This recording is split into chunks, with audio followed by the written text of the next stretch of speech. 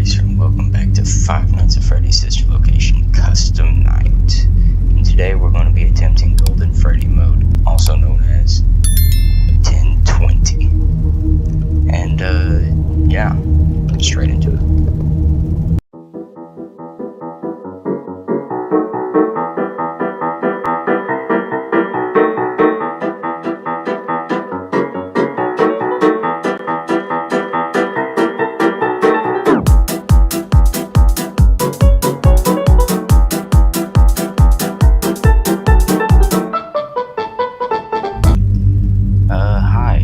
It's now day like 400.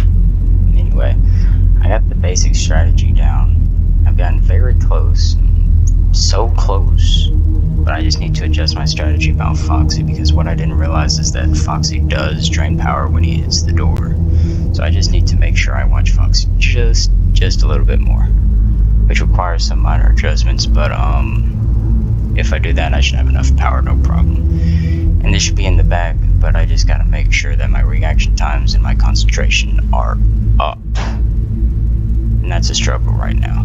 But I've almost got it, so yeah, this should be good. Hi guys, I just wanted to do kind of a quick developer commentary about this, because once again, I was too busy concentrating to be able to talk while I'm playing. And I know it seems extra chaotic, but to be perfectly honest, this specific 2020 mode is not that bad. Once you get into the rhythm of it, and once you are able to pay attention and focus on multiple different things, it actually turns into an experience that is not, that is not too terribly complicated, because it is predictable. And when you have predictability, it becomes easier and easier through repetition. I believe that anyone would be able to do this if they had enough focus, but the same can be said for a lot of things, really. So let me just go from top to bottom in terms of the enemies that I'm paying attention to.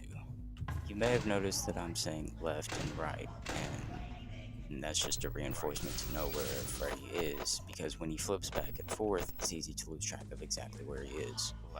I double reinforce this by moving the camera over to the side that he's on, and then I say it in my brain so I don't forget. Then I say it every time that he moves.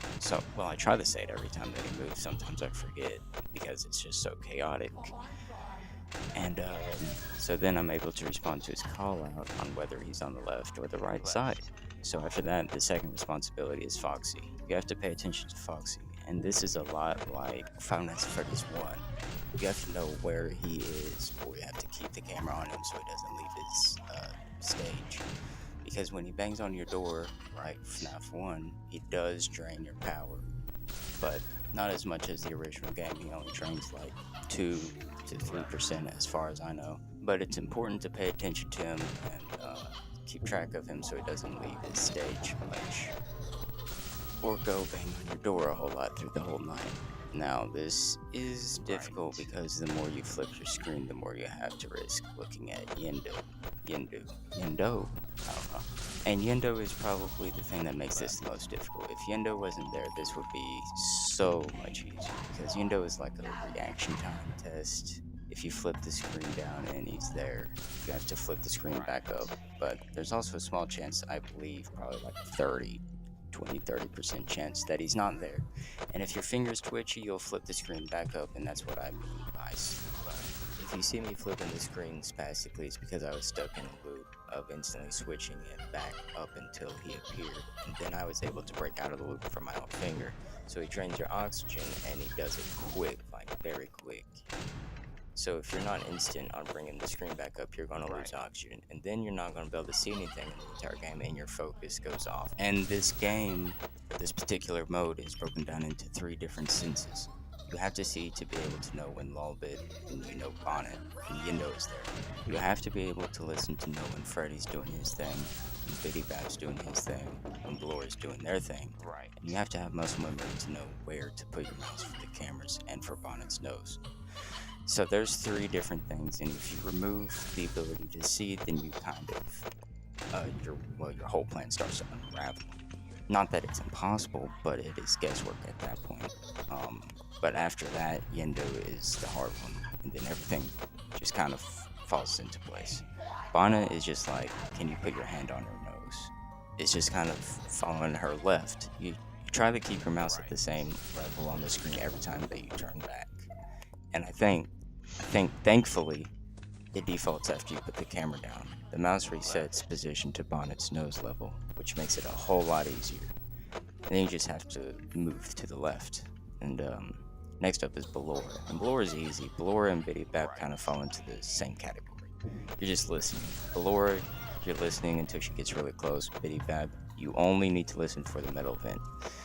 For the metal vent sound that she makes when she's near your door. You only need to listen for the metal vent sound when she's near your door.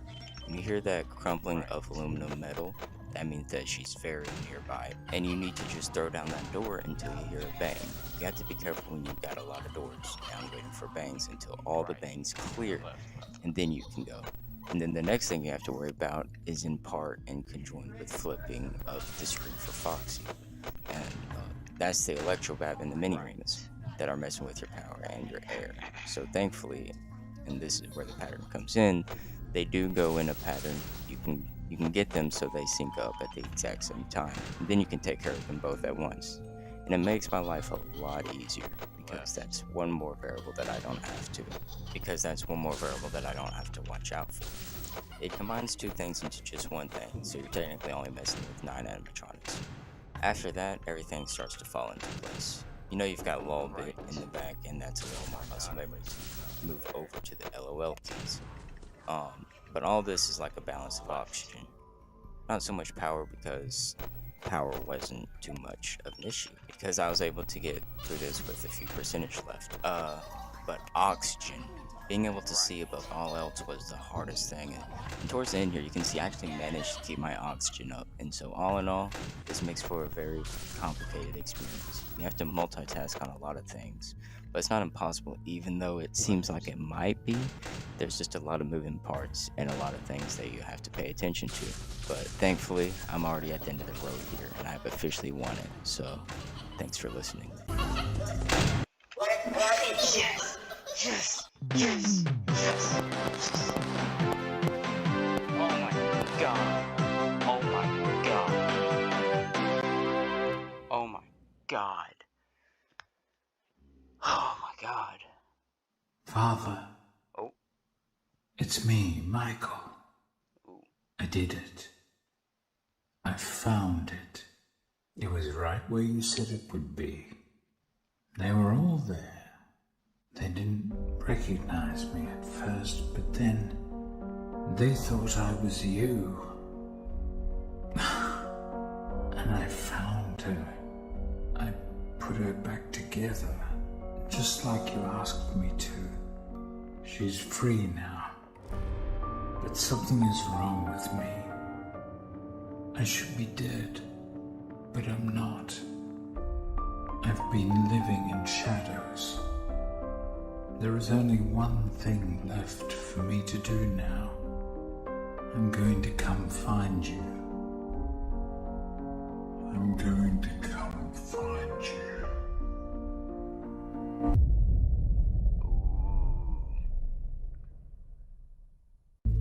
Ooh, so that means this game just ties into Five Nights at Freddy's 3. Interesting, interesting. Oh, yeah. Look at that, I got 4 stars, baby. Oh my god, that took so long, bro. Jesus, I'm glad I finally beat it, though. I have no words, because I spent probably like 6 hours, like in total. Obviously, it took me a couple days, but I spent like an hour each time, or 2 hours.